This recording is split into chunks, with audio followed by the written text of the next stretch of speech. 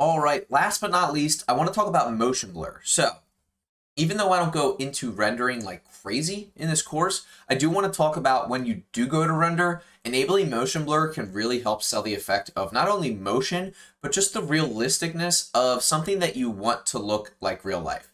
In real life, if I take an object and I wave it by the camera fast enough, you're not going to be able to really tell the detail of the object because there's actual motion blur. In real life, if you take your hand, right, and do this if you want to, and you wave it in front of your face, right, you're not going to be able to see that detail. We have motion blur in real life, not only when we're recording with cameras, but when we look at things visually with our actual real eyes. So in Blender, if we enable our motion blur, we can actually get some really interesting effects. Now you'll see right here, we have an exaggerated motion blur with this motion here. I want to show you how to adjust this so that you can get different results. Now I've set my actual resolution very low as well as my sample count, so I can quickly show you how these changes will affect the simulation.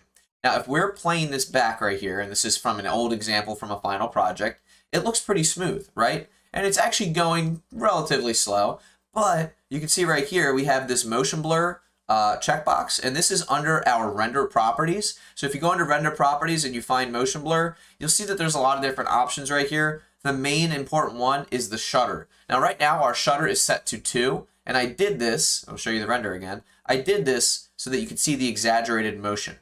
But if I set this back to maybe 0.5, let's go ahead and take a look at the difference here.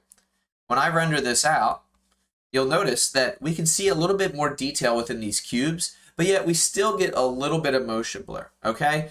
The faster an object is going, obviously the more motion blur that it will have. Now, if I wanted to really exaggerate this, right, because these things are moving, I could set the shutter maybe to something like 5. And now let's go ahead and see the result. Again, this is going to give us much more motion blur.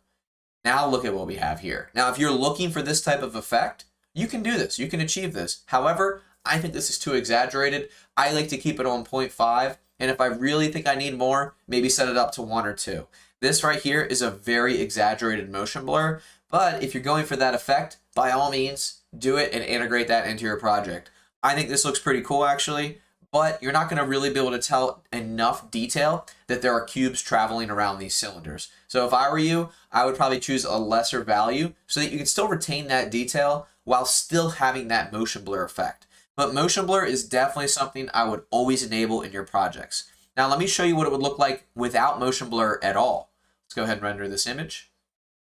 This is what it would look like without motion blur. You can see every little detail of every single cube. And this looks pretty good. And if this is what you're going for, that's totally fine. But it's going to seem more like a 3D animation and less like a real shot if you don't use motion blur. I'm just telling you that right now. Again, if this is the effect you're going for, that's fine. If you need to retain complete and utter detail with all of these cubes, that's totally fine.